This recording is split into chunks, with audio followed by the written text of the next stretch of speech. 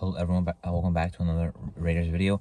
In this video, I'll be giving my game recap of the Raiders-Broncos game, so let's get into it. The Raiders finally won the first game of the year. Feel very happy to be 1-3. Feel like a good team, even though, 1-3 is not a good record. Still have to climb a lot more to get into the good team category, but a win was needed, and that's what we did. We got one. We just looked better. We played for a full 4 quarters, and we ended up winning. And our offense didn't really play well the whole game, but the defense pretty much did. Had some bad moments there in the first half, but for the majority of the second half, besides one really long play to Hamler, the defense really locked up. I was saying that if we lost this game, the offense would have got flamed yet again, because the defense was doing their part, but this time the offense did their part, but, changed up their game plan, ran the ball a lot more to Jacobs, obviously, instead of passing the ball, and look what happened. We ended up, backing up our defense and getting, points for our defense, which was getting us which is getting the Broncos off the field in the first place. If you continue to do that, we can win any game, really, as long as, our offense is feeding. It doesn't really matter to me who it's coming off of. If we're a better running team, then I hope we run the ball more. It looks like as of right now we are a better run team. So I have to get things figured out in the passing game. But in this game we didn't really need it to. We kind of just sprinkled in passes there in the second half. It felt like on our actual good drives we were running the ball the majority of the time. The run blocking looked great. Josh Jacobs looked great. Samir Wright had a really big run. Derek Carr had 5 rushes for 40 yards. He had 7 rushes for 40 yards when the game ended, but 2 of those rushing attempts and 3 yards were lost on kneels, but he had 5 rushes for 43 yards before the QB kneels. So he also had a game over 200 yards rushing on a very good rushing defense heading into this game in the Broncos. Adams had a very quiet 101 yards. That was pretty interesting. Waller still isn't doing much. Hollins, I expected to have, way less production in this game coming off of the last game, but he still made some plays for us. And then, we took a deep shot to Mac Hollins, but that ended up falling incomplete. DC's deep ball has not been very good this year. But he did have some nice pocket presence moments in this game, which is obviously an improvement from the Week 1 moments, which, got a lot of talk. And I think since then he hasn't really had bad pocket presence. But since about last year, I haven't seen a good deep ball from him yet. But, the fades are definitely getting going. He is definitely a great fade thrower. Devontae Adams is a great fade catcher, so we use some of those to our advantage. Patrick Surtain, I'm not going to lie, maybe might have won that one-on-one matchup when they were actually in man-to-man coverage. He made a lot of good plays on Devontae Adams. Devontae Adams had 2 fades caught on him as well. He made some good plays, Surtain did. So, even though Adams got one-on-one, I won't say he dominated. Also on 9 receptions. Waller, I will say, did a great job blocking. He's not the greatest blocking tight end. There are some plays where he wasn't as good blocking, but he overall did a great job. Especially on that Zamir White big play. We need Foster back, though, because, Jesper Horsted, clearly they don't really trust out there because we barely had him out there. And, this team does like 2 tight end sets, but with Horsted being the new tight end, too, with Morrow out, we just avoided 2 tight end sets. Instead, what we did was bring in another lineman, 6th lineman, with Justin Huron playing either outside the right tackle or outside the left tackle. It was pretty interesting to see. We were pretty much just dominating on the ground when he was out there. I don't think he's, ready to take over at right tackle or, the left tackle with the 2 spots he's played with the Patriots. But he did play well in run blocking. Now, Thayer Munford, who did not start, did not look good.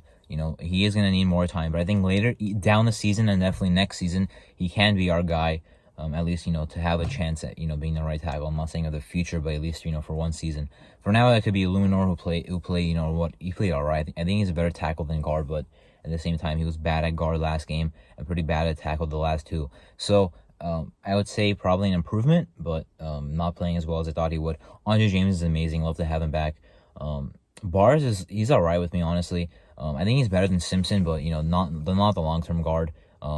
Not the best option. And Cole Miller has looked good as well. Although there were some plays that he did get kind of beat in this game that I did see. At this point, I think he's a better run blocker than pass blocker, which I probably would have told you was actually the opposite of the truth if you asked me a year ago or 2 years ago. As for the defense, they look really good. I mean, first of all, the defensive line. They actually played Malcolm Kuntz, and guess what happened? The D-line dominated the Denver Broncos.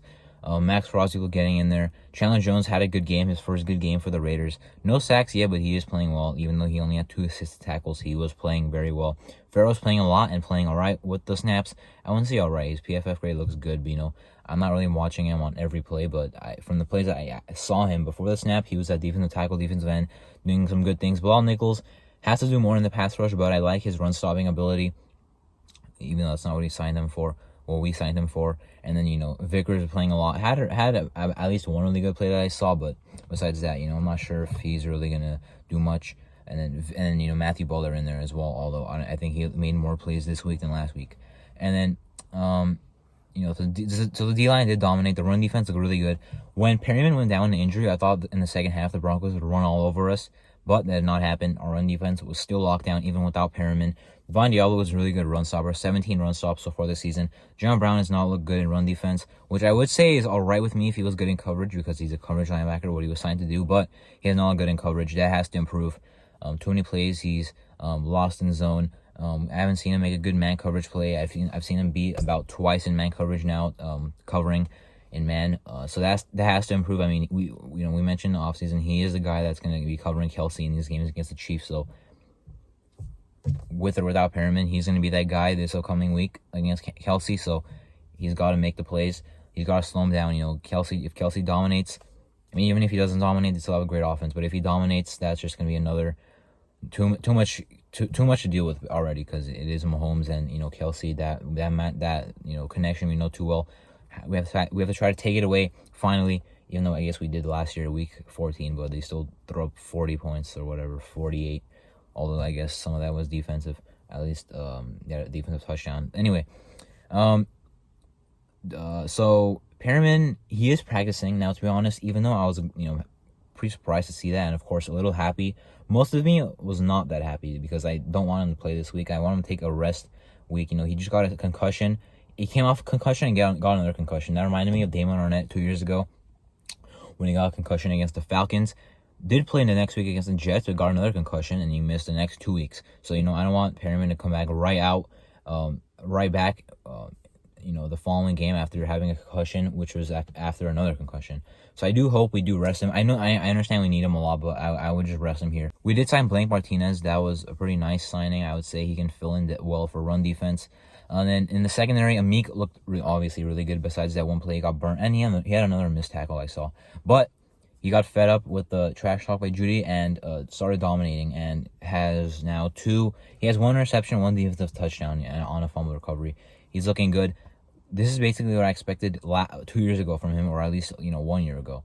When he was drafted, he wasn't looking that good right away for us, and then I thought that whole dream of him being an amazing player for us was kind of dead. And then now he's balling this year, so maybe I'm back to being hype about Mick Robertson. And then Deron Harmon, Merrick, Abram.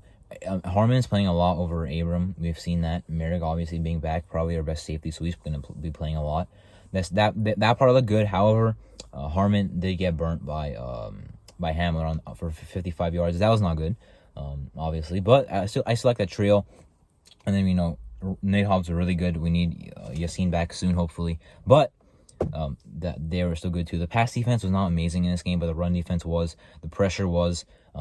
They were disciplined as a whole team this entire game. And then on offense, the red zone woes are continuing, but can run the ball well. Sprinkled them some nice pass plays. No screens this week to running backs, which was interesting.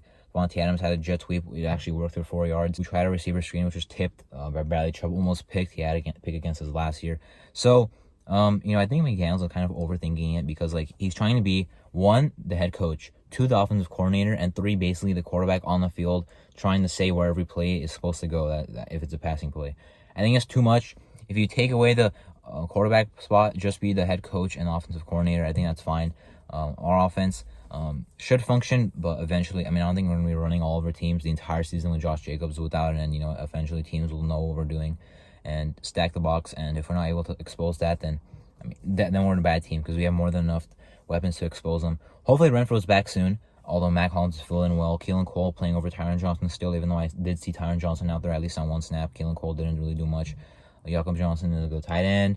Amir Abdullah hardly played. Bolden hardly played. Also interesting to see how his snaps went down by a lot. Anyway, that was my game recap of the Raiders Broncos Week 4 regular season game. The win 32-23. I'm Martin. Thank you for watching.